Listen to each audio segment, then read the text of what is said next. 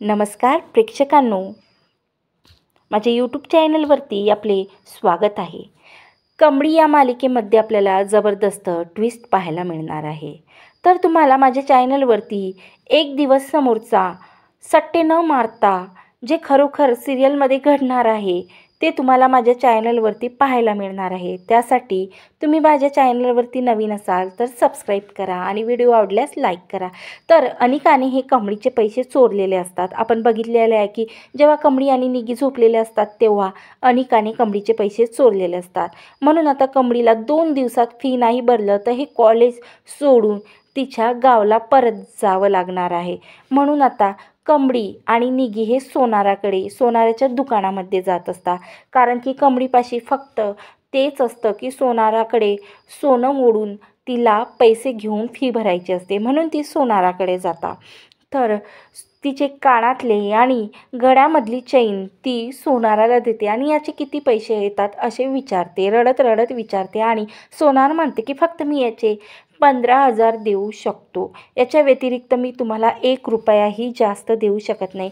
निगी आणि कमळी रडतात आणि म्हणतात तुम्ही जर आज आम्हाला पैसे नाही दिले तर आम्हाला हे कॉलेज सोडून गावी परत जावं लागणार आहे, म्हणून तुम्ही आमची मदत करा. तेव्हा तो सोनार बोलतो की मी प्रत्येकाची मदत जर केली तर मला हे दुकान बंद करून घरी बसावं लागणार आहे. तुम्हाला 10,000 पाहिजे असतील तर ठीक आहे, नाही तर इथून निघून जा. तेव्हा निगी आणि कमळी त्यांचे सोन्याचे दागिने म्हणजे कानातले वगैरे ते चैन उचलून घेतात आणि बाहेर निघून येतात. तर ऋषीने हे सर्व बघितलेलं असतं की त्या रडतात, सोनाराला रिक्वेस्ट करतात, पण सोनार काही त्यांचं ऐकत नाही. जेव्हा त्या दुकानाच्या बाहेर येतात तेव्हा ऋषी दुकानामध्ये जातो आणि दुकानामध्ये गेल्यावर त्या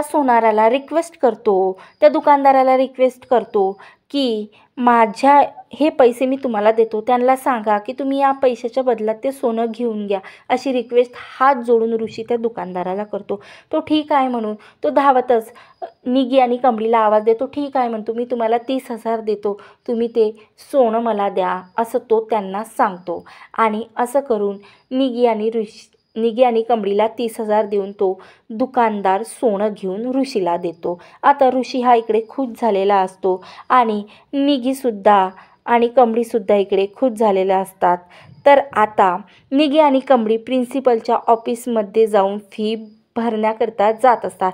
तेव्हा अनिका रागातच येते. अनिकाला खूप राग आलेला असतो की मी एवढं कारस्थान करूनसुद्धा या निगीने आणि कमळीने फी भरलेली आहे. तेव्हा ती कमळीला मारण्यासाठी जातो तर निगी तिला धक्का देते आणि जोरात लोटून देते. तेव्हा कमळीने तिचा हात पकडलेला असतो. तर इकडे आता कमळीने तिला असं उत्तर दिल्यामुळे ती खूप रागात येते आणि तिथं ऋषीसुद्धा येतं. ऋषी तिला खूप काही बोलून जातं की तू या दोघींना अगोदरच कारस्थान करून या कॉलेजमधून काढून टाकलेलं आहे, तू असं का करतेस, आता यांना असं का बोलतेस, तू त्यांचे पैसे चोरले तरीसुद्धा तू त्यांना अशी कॉलेजमध्ये का काढते. ऋषी खूप काही त्यांना बोलून जातो. आणि आता ऋषी असं बोलल्यानंतर अनिकाला खूप राग येते. अनिका खूप रागाते आणि ऋषीलासुद्धा बोलते की तू का त्यांची साईड घेते, असं त्यांचं बोलणं झालेलं असतं. तर आता अनिकाला खूप राग आलेला असते की ऋषीनेही कमळीची साईड घेतलेली असते आणि पूर्ण कॉलेजसमोर ऋषी अनिकाला खूप वाईट बोललेला असतो, म्हणून ती रागातच निघून जाते. आणि नंतर कमळी ही ऋषीच्या घरी राधिकाच्या मुलीला डान्स शिकवण्याकरिता जाते.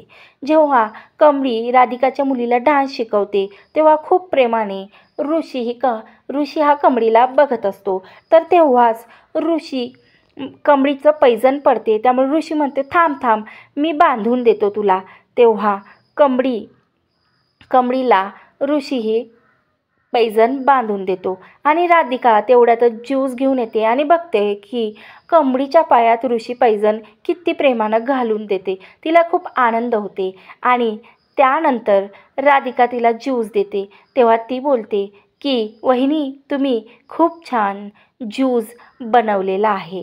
तेव्हा ऋषीसुद्धा म्हणते तिला की तुला आवडलं का ज्यूस? ती म्हणते हो.